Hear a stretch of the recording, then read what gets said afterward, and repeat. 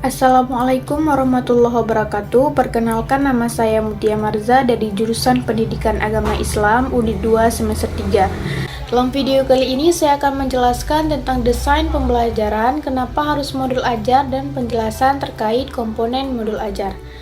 Desain pembelajaran adalah proses merencanakan, mengembangkan, dan menyusun struktur suatu pengalaman pembelajaran agar mencapai tujuan pendidikan. Modul ajar digunakan karena memberikan paduan yang terstruktur, memudahkan pemahaman materi, dan memungkinkan pelajar belajar secara mandiri. Modul juga dapat disesuaikan dengan gaya belajar individu, meningkatkan fleksibilitas, dan memudahkan pemantauan kemajuan belajar.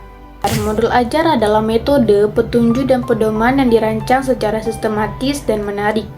Komponen modul ajar yang pertama ada informasi umum. Di dalamnya ada identitas modul, kompetensi awal, profil pelajar Pancasila, sarana dan prasarana, target peserta didik, dan model pembelajaran yang digunakan.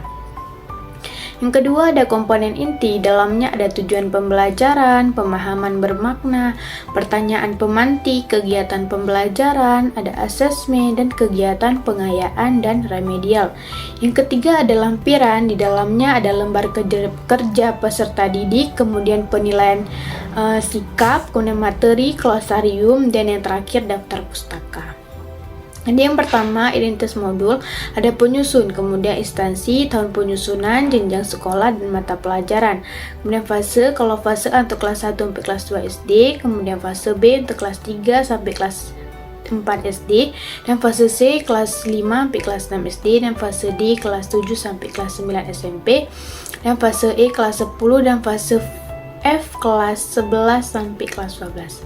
Kemudian kompetensi awal adalah pengetahuan yang perlu dimiliki siswa sebelum mempelajari topik. Misalnya materinya tentang definisi Al-Quran dan hadis. Jadi siswa harus memahami definisi Al-Quran dan hadis sebelum proses pembelajaran. Kemudian profil pelajar Pancasila merupakan tujuan akhir dari suatu kegiatan pembelajaran yang berkaitan erat dengan pembentukan karakter peserta didik. Kemudian sarana dan prasarana merupakan fasilitas dan bahan yang dibutuhkan dalam proses pembelajaran, misalnya papan tulis, spidol, serta alat tulis lainnya. Kemudian target peserta didik reguler maksudnya adalah umum, dia tidak ada kesulitan dalam memahami materi pembelajaran.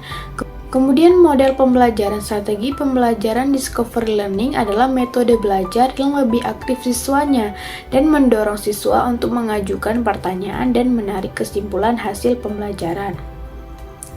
Kemudian komponen inti, yang pertama ada tujuan kegiatan pembelajaran, berarti peserta didik mampu mendefinisikan Al-Quran dan hadis dengan tepat. Kemudian pemahaman bermakna adalah informasi tentang manfaat yang akan peserta didik peroleh setelah mengikuti proses pembelajaran. Kemudian pertanyaan pemantik adalah menumbuhkan rasa ingin tahu dan kemampuan berpikir kritis dalam diri peserta didik. Kemudian ada kegiatan pembelajaran, ada kegiatan pendahuluan, kegiatan inti, dan kegiatan penutup.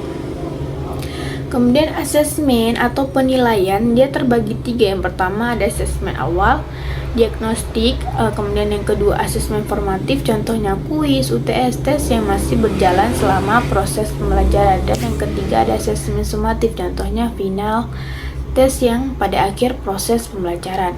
Kemudian kegiatan remedial diberikan kepada peserta didik yang membutuhkan bimbingan untuk memahami materi atau pembelajaran mengulang. Sebelum remedial tuh harus belajar dulu face to face dengan guru, kemudian hanya jawaban yang salah di remedial, bukan semua soal ujian. Kemudian kegiatan pengayaan diberikan kepada peserta didik dengan capaian tinggi agar mereka dapat mengembangkan potensinya secara optimal. Kemudian lembar kerja peserta didik memudahkan guru dalam melaksanakan pembelajaran, dan bagi peserta didik akan belajar lebih mandiri dan mampu memahami serta menjalankan tugas tertulis. Kemudian glosarium adalah kumpulan istilah yang dilengkapi dengan definisi dan artinya. Dan terakhir daftar pustaka adalah sumber referensi yang digunakan dalam pengembangan modul ajar. Sekian, Assalamualaikum warahmatullahi wabarakatuh.